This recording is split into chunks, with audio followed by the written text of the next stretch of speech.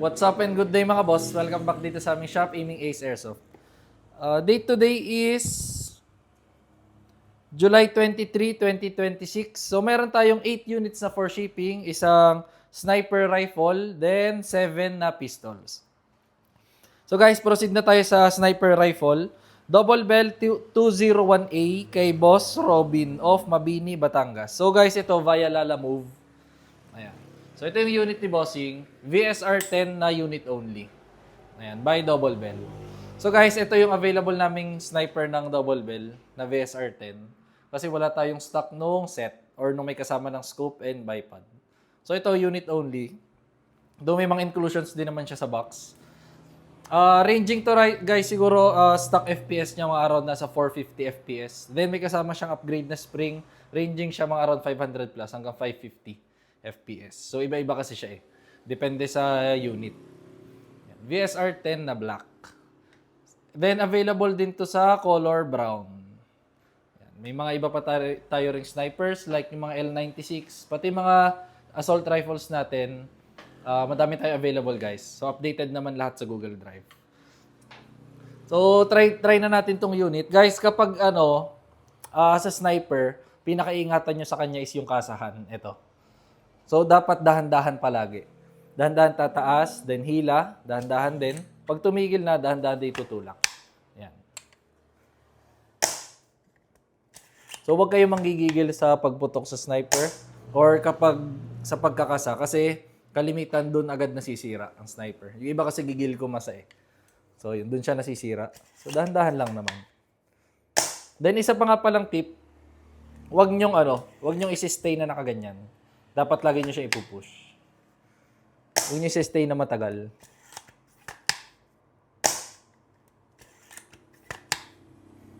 Yan. Tamang-tama to mga pang-hunting, guys. Pag mahilig kayo sa mga sniper. VSR-10 na unit only. Proceed na tayo sa pistols. First pistol, Umarex VFC na Glock 45 kay Boss Sonia of Irosin, Sorsogon. So unit ni Bossing is Glock 45 Gen 5. So guys, ang Glock 45, basta sa Glocks muna tayo. Lahat ng Glocks metal ang slide, polymer ang lower frame. Then, ang Glock 45, guys, itong length ng slide niya or yung haba ng slide is galing siya sa Glock 19. Meaning, same length, mas maikli siya ng konti dun sa Glock 17. Ayan. Pero, guys, ang grip niya is galing or same size ng Glock 17. So, magazine capacity nila, same lang din. Maganda sa Glock 45 na to ng Umarex VFC is compatible siya sa Glock magazine ng WE. So wala tayong problema sa magiging availability ng magazine. Yung iba kasing Umarex medyo maselan sa magazine. So may sarili silang magazine. Ito compatible siya sa WE. Ayan. Kabilang side ito. Guys nga pala ang Umarex pinaka high-end na Glock. So license siya mismo ng Glock company. Complete and licensed markings. Kahit sa mismong barrel may markings yan. Tapos, ang naman niya, magazine capacity 25 rounds na Glock magazine. So, try natin. Pakita ko na rin pala sa inyo markings sa base pad. Ayan. Tsaka sa likod ng magazine. Parang sa totoo talaga. So, try natin.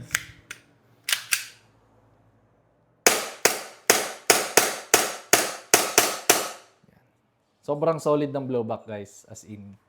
So, slide lock, meaning wala na siyang bala. So, kapag ganyan, release magazine, then slide, then hammer down. Ayan. Next unit, WE 5.1B kay Boss Denzel of New Lucena, Iloilo. So, unit ni Bossing 5.1B na high capa. So, full metal, metal ang slide, metal din ang lower frame. Naka-fiber optic tong front sight.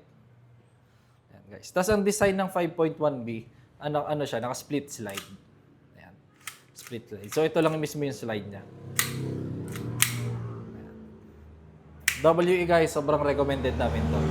So kung abot ng budget nyo ang WE na brand, go for WE.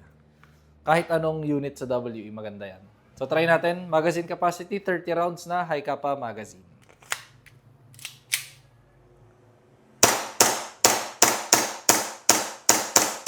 Yan, slide lock. Magazine, slide, hammer down. Next unit, ito, dalawang unit ang kinuha ni Bossing.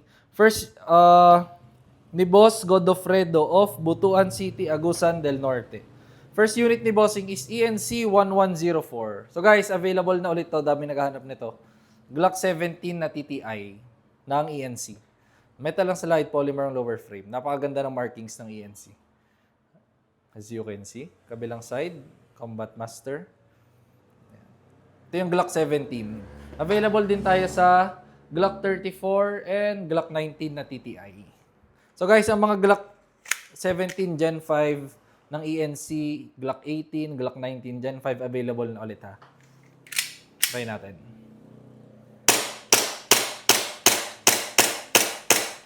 Yan, slide lang.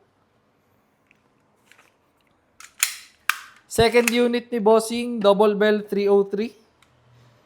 So ito yung John Wick 3 na, John Wick 4 Pit Viper. Metal ang slide, metal din ang lower frame. Naka-fiber optic na ang rear, tsaka ang front side.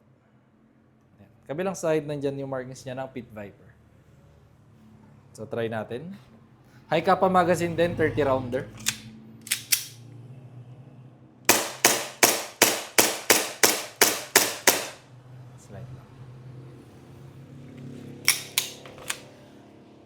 Next unit, ito palang 3 units kinuha ni Bossing Alan of Tupi, South Cotabato. So, dalawang Double Bell 303 and isang ENC 2102. So, demo muna natin tong 303. Mabilisan lang. Ayan. Same unit lang doon sa dinemo natin kanina. Try natin.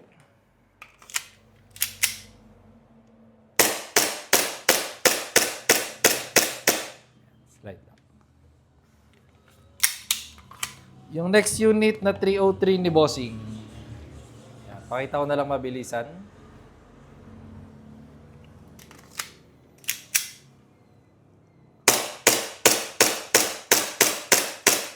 Yan, slide lang. Tapos, yung last unit ni Bossing, ENC 2102.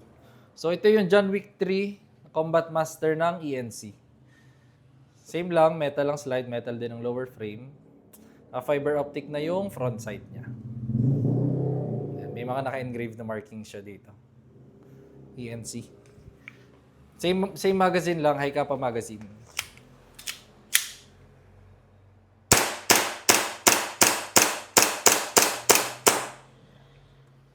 Slide lang. Magazine, slide, hammer down. So mga bossing, ayun lang naman. Check nyo yung Google Drive namin. Updated na lahat doon. Lahat ng mga rifles and snipers.